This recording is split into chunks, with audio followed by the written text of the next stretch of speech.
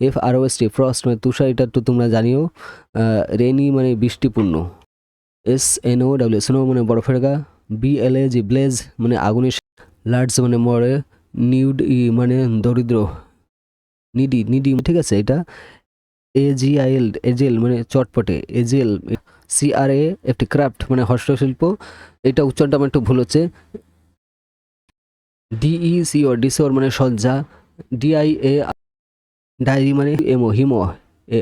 এই যে হিমর উচ্চারণটা ভুল হচ্ছে, একটু দেখে নো। তার যে কক্ষপথ তাকে অরবিট বলা হয় ইংলিশে, অরবিট।